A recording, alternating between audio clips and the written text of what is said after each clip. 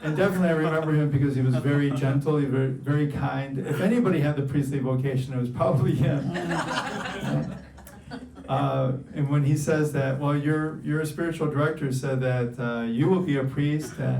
Well, I'll tell you, it's interesting because when I did get sent to Rome, when I found out that I was going to be going to Rome to study, of course, I thought, gee, me?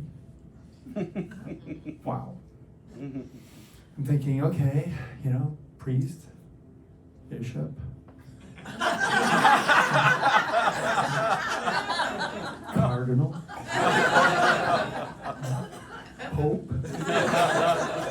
And so I asked my spiritual director, he said, why me? Moi? Why are you sending me to Rome? And he said to me, well, you're not the best and you're not the worst. But we think you're old enough that you'll stick with it.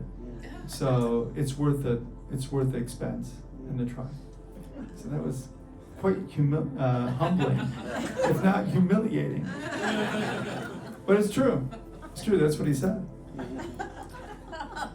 And then, I've got some great stories from Rome,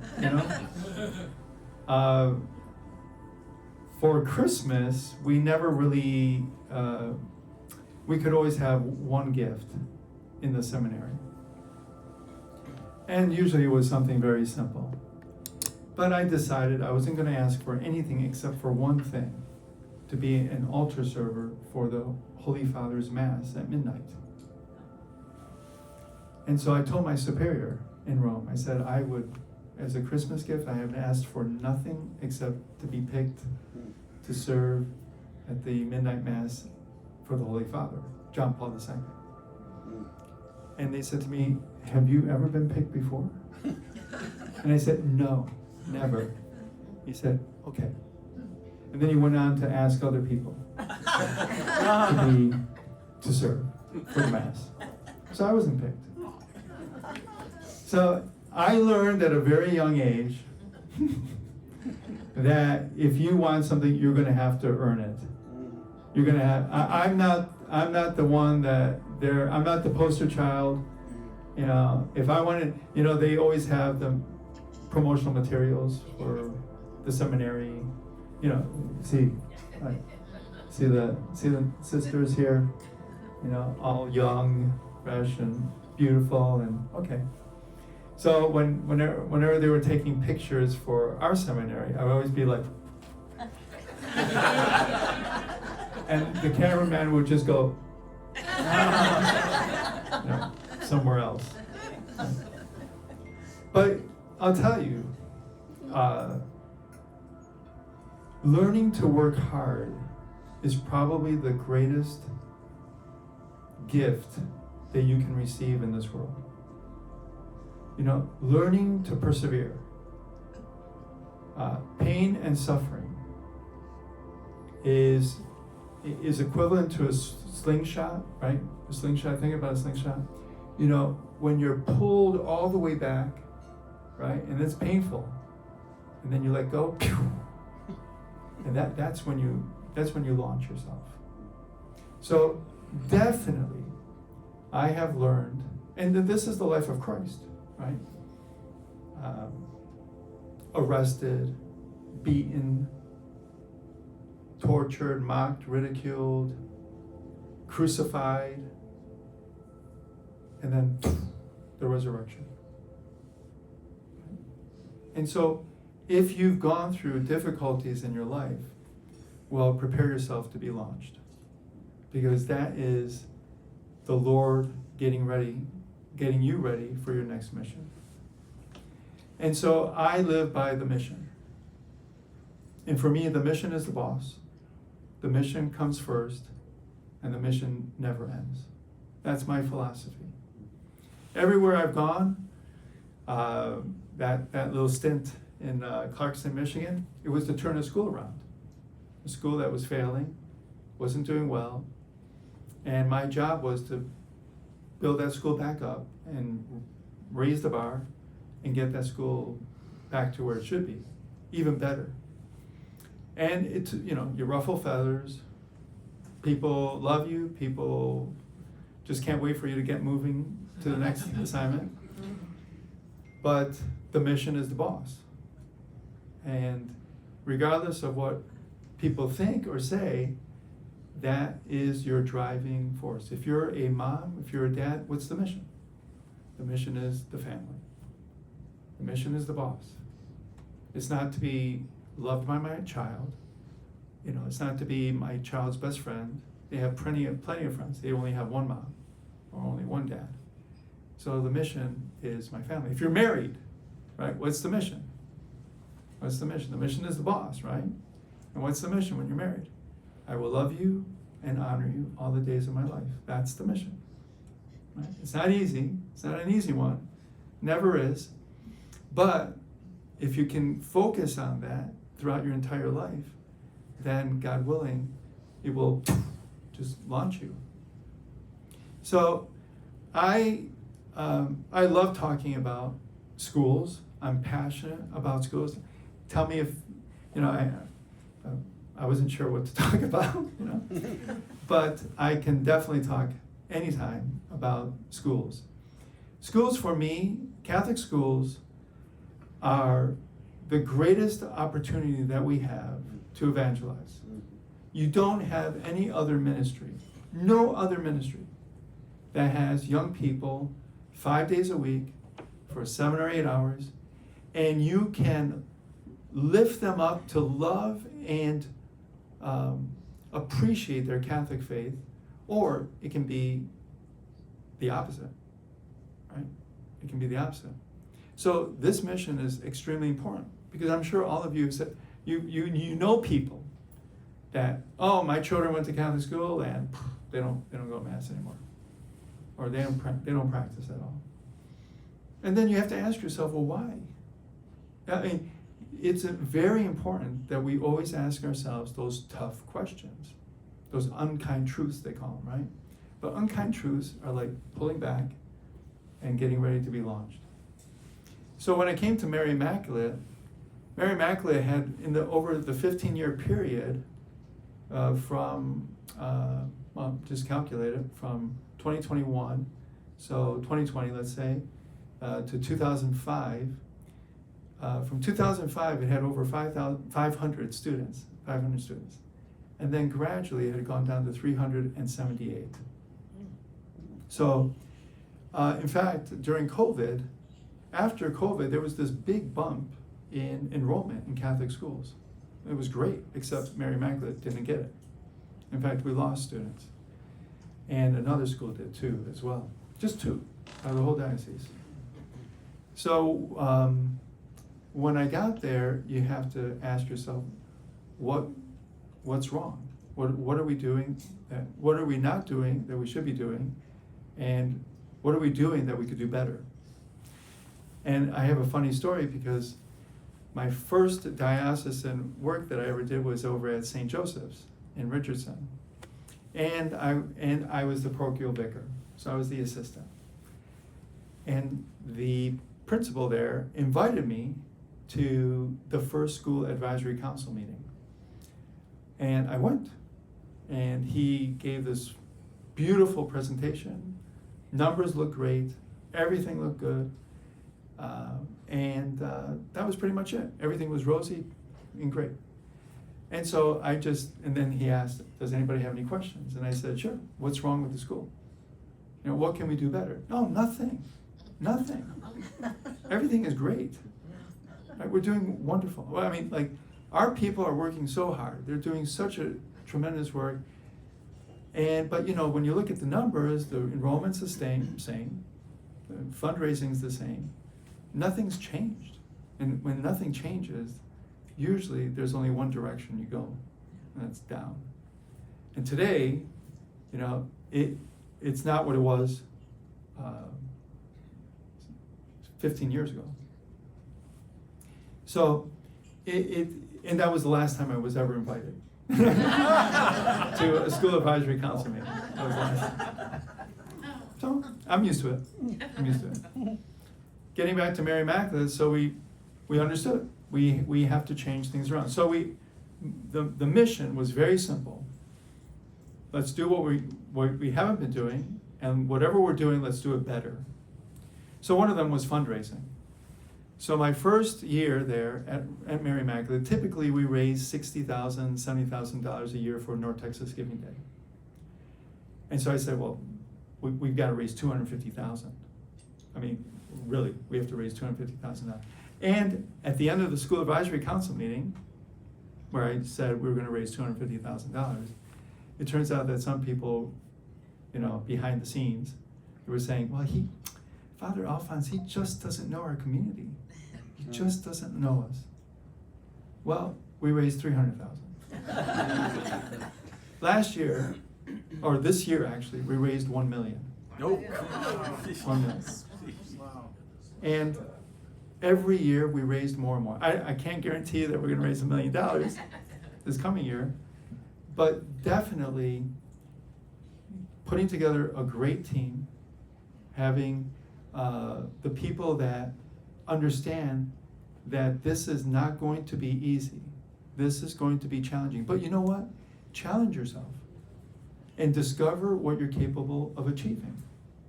It's okay to have challenges in your life. In fact, it's the way you're going to, get launched. And pain and suffering builds character. And character helps you to do great things.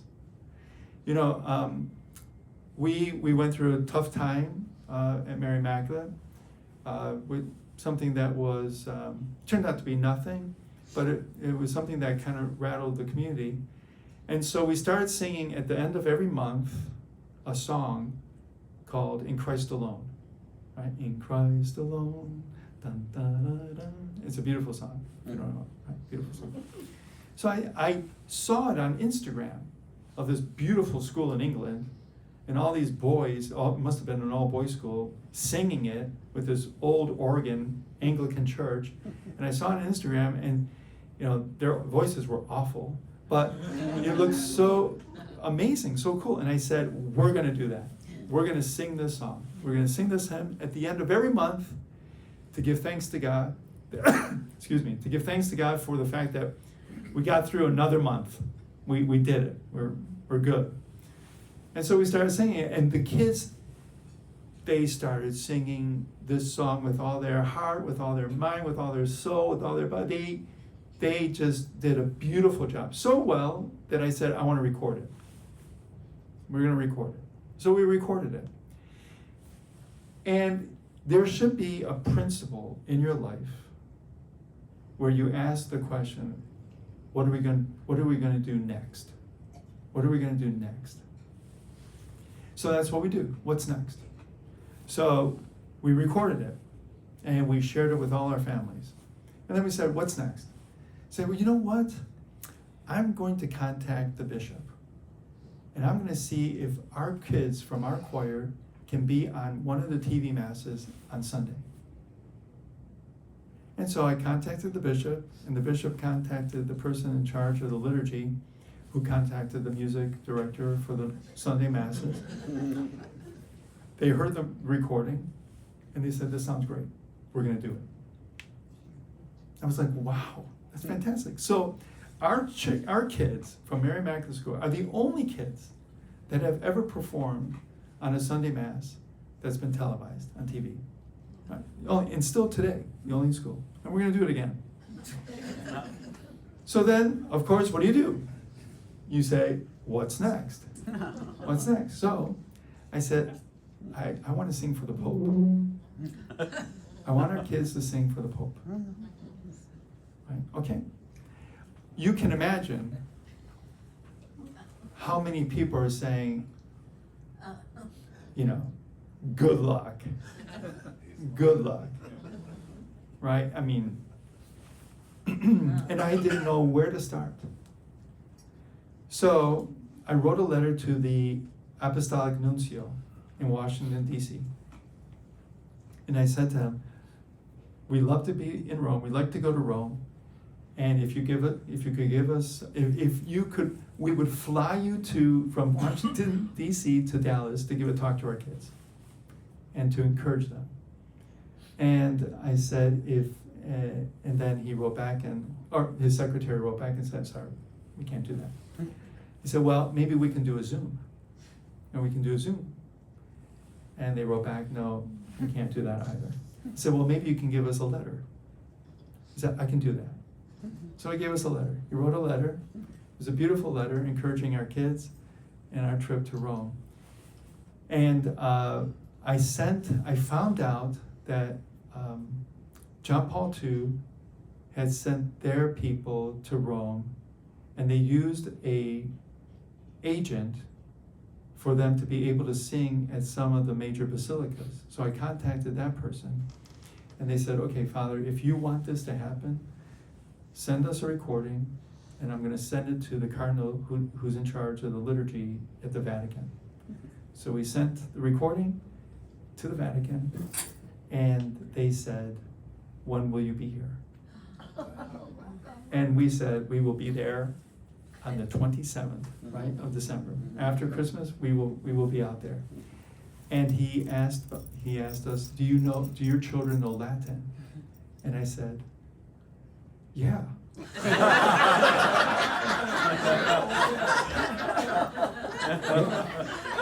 Oh yeah. Piece of cake. Well, for the next 3 months, they were singing Kyrie eleison, Gloria in excelsis Deo in their sleep. The Sanctus, the Agnus Dei, they learned it all. And we got our invitation. We sang twice at St. Peter's. We actually had a chance to sing for the Holy Father. The children got this close from this camera to the Holy Father, shook his hand, got their articles blessed. And I was able to say, Holy Father, these are the children from Mary Immaculate School. We brought 22 kids there. Of course, it's an expensive trip. And so we asked our community in Farmers Branch, will you help these children to get to Rome? Not one single child had to pay a penny for the trip to Rome. Now, we had one parent from each child that had to be there, and so they had to pay. But every child didn't have to pay a penny. So that was a blessing. And of course, then we said, what's next? What's next? Holy Father? Well, we secured that we're going to sing, not this year, but next year.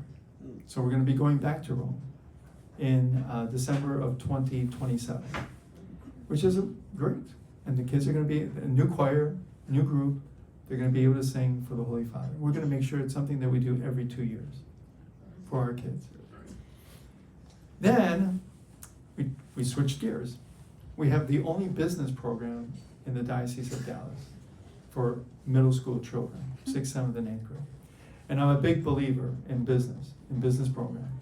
I believe I have my master's in engineering, and I didn't know how to invest my money in anything.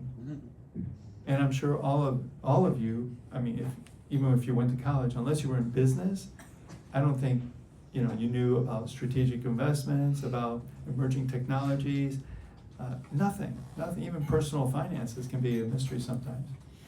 So I said, I want these children to learn about investments because it can be a life changer, a game changer for them.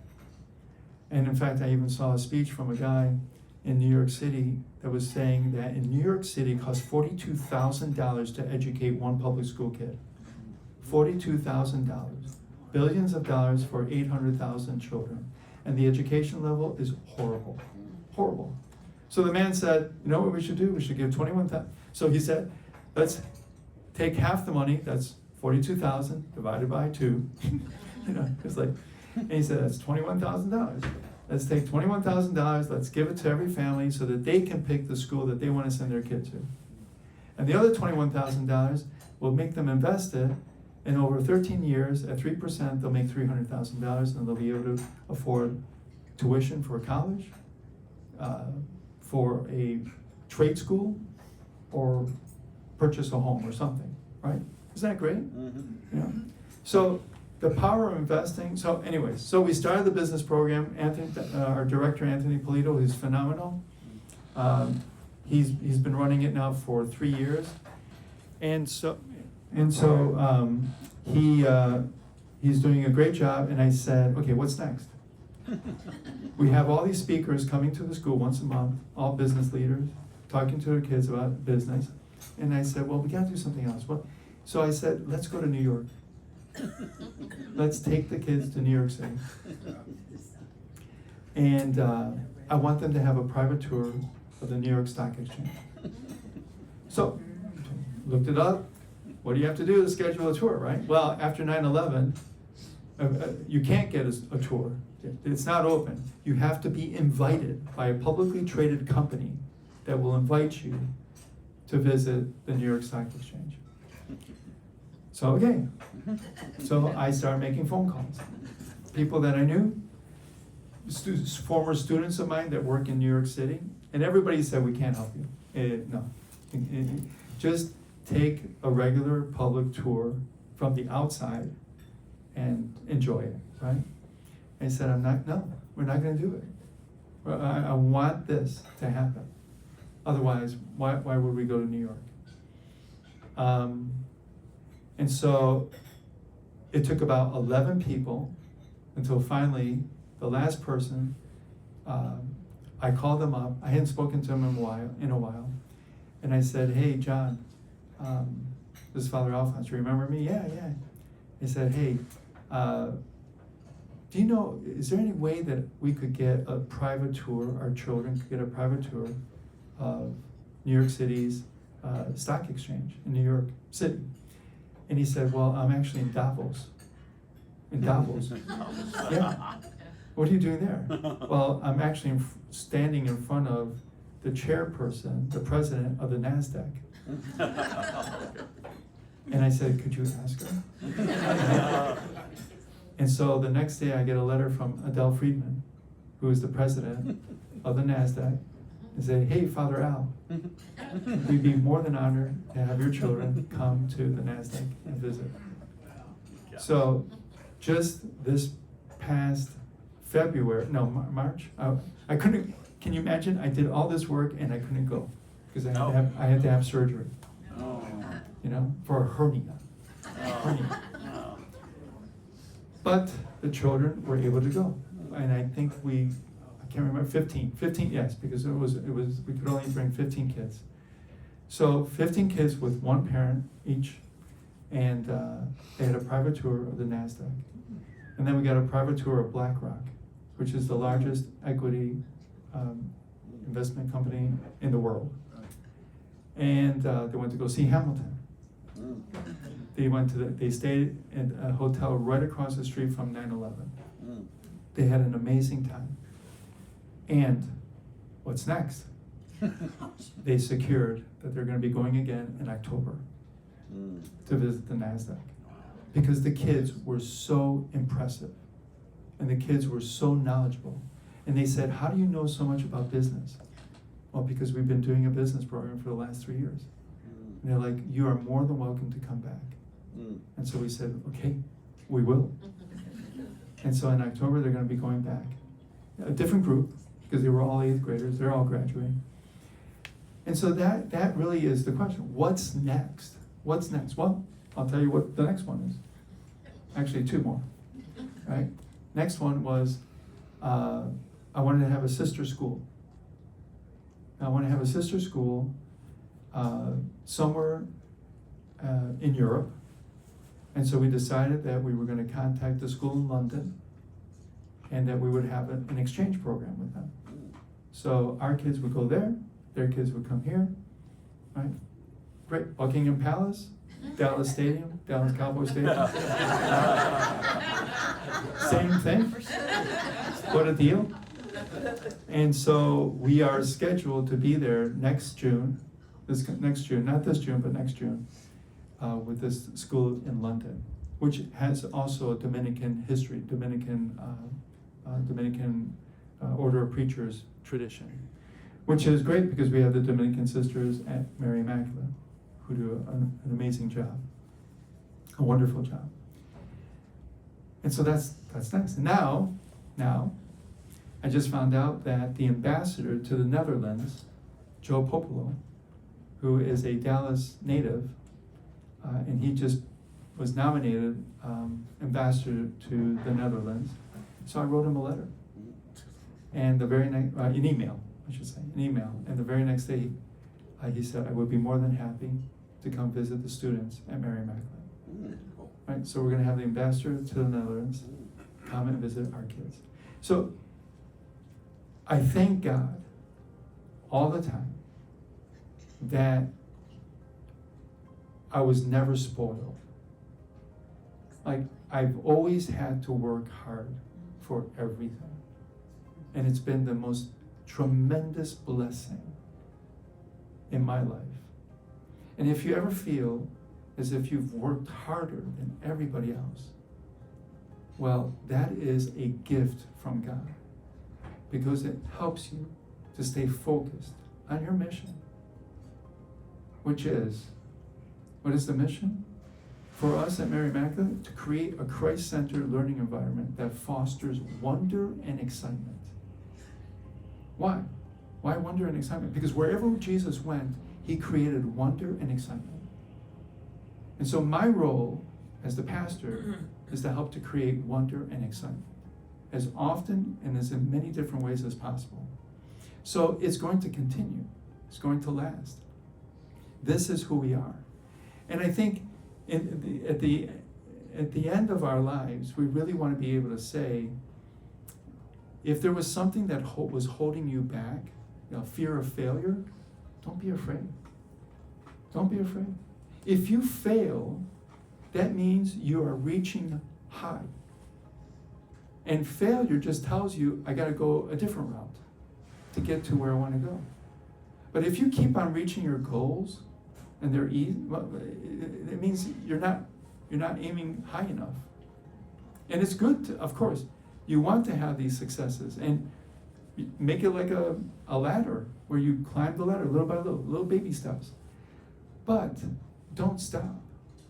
Don't think that this is the end. I've always had in my mind, do you have to spend $50,000 a year to have an elite education? Do you really need what? $50,000 for what? To walk on a marble floor? Is that what you need $50,000 a year of tuition for? What do you? No, it's one teacher always in front of a class. Always in front of a class. You don't need to spend $50,000 a year for a teacher to say, sit up straight, put your head up, walk with confidence, because you have earned it. You have earned where you are. You don't need you don't have to spend $50,000. You just need people who are passionate about what they do. That is the hardest thing to find. People who love what they do and are passionate about it. That's harder to find than raising $1 million. Because when you find those people, it truly is like a treasure that's been buried. And when you find them, you don't want them to go. And it's worth it. So that's the way that I think. That's what I believe. And it's just a matter of expectations. What do you expect from your life? What do you want to accomplish in your life? If you know what it is, go for it. And you will fail many times. But in the end, you can be sure that what you wanted in your life, God willing, you will achieve it. And if you don't, you will get pretty darn close to it. Amen? Amen. Does anybody have any questions? Yes? How many students do you have this year? We have 476. So we've gone from 375 to 476. Yeah, where 500 is our capacity. But you have to pray. It's a battle. Every year, it's a battle. Convincing people that it is worth the tuition, and we are not 50,000.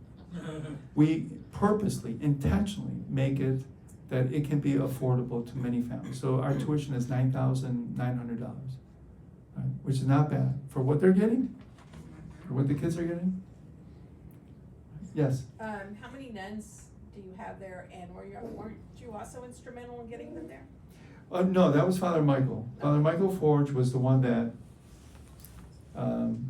worked out an agreement with the Dominican Sisters of Nashville, or St. Cecilia. So he got them over to the school. What was the first question? How many of them are there? Oh, there are three. So we have Sister Marianne, who's the principal, Sister Annunciata, that runs our atrium, or Catechism of the Good Shepherd, and Sister Margaret Mary, who is the religion teacher for middle school. And they're wonderful to have. They're a joy. They bring, the children see them bring the gospel alive when they walk the halls, when they're in the classroom. So it's wonderful. And it's also very important that the pastor is there. I am there. I try to make it over there every day. And just as soon as you walk into the classroom, I just had this experience. I walked into the classroom, said hello to the kids, and they're like, Father, bless my necklace, bless my cross here. I'm like, okay, bless my backpack. Oh, okay. Bless my glasses. Okay. Bless my eraser. Okay. So I'm blessing everything. But that, I will tell you, what success looks like for a pastor? Success? I'll tell you. Success for a pastor is when this past Sunday, for Mother's Day, it was Mother's Day. So one of our students, I'm getting ready for Mass, and one of our students comes up to me, a little girl, 6th grader, Claire. She comes up to me and she goes, and she's unwrapping this letter. She goes, Father, read this letter that I wrote to my mother during your homily. Read this. How many of you would have asked your pastor to read a letter that you wrote for your mother? That's beautiful. Me? And so I definitely did. And I told the congregation, this is what it means to be successful. When a child has absolutely no fear to ask her pastor to do something. Isn't that amazing? Mm-hmm. Just beautiful. And I read it, and I called her up, and I called her mother up, right? And so that's, when your children argue with you, don't worry. That's good. That's good. Because they're so comfortable with you that they can argue with you. In my family, with my dad, and God bless him, he taught me so many things, but I would never question a single thing he told me to do. Never. Right? We never had discussions. Yes, sir. And that was it. That was it. But if your children argue with you at times, that's good. That's good. That means you have a good relationship. Okay? Any other questions? Yes? Father Alfonse, you probably mentioned it earlier, grade range Uh-huh. the school, what is it? Pre-K 4 to 8th grade. Thank you. Yeah, Pre-K 4 to 8th grade. Any other questions? Yes, son. This isn't a question, but my dad went to Mary Immaculate in the late 60s, Uh-huh. early 70s, and he just got together with like 8 of his classmates for just randomly. So Yeah. Mary Immaculate's doing something, even public right now. Yeah, no. It's had a wonderful history. 65 years. No. 65 years. And you invite your dad, tell your dad, I'm inviting him now to come and see the school because we have remodeled. We've been blessed with the fundraising, and we have used it to make the school look absolutely beautiful. So it's we're working at our next project, which will begin in the summertime, will be a fine arts theater. It's going to have 12 chandeliers. It's going to be like they can do Hamilton there.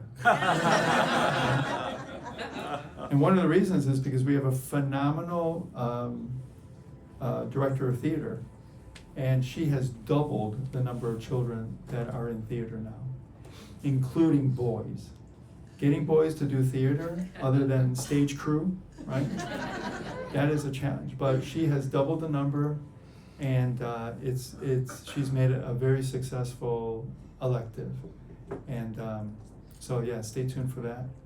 And of course, you're all invited to come to the grand opening when we present it. Yes? So these programs that you get to do, you said you take 20 kids or 15 kids. What happens to the ones that stay behind? Right. Is that sad? Is that sad? Well, it encourages them to join the business club, okay, to join the choir, and to join the ambassador program, because the ambassadors will be the ones that go to London. Right? So we're trying to create something for everyone, but you got to join something. And we want to encourage our children to, and with the theater, you never know what we're going to do with that. You never know. Never know.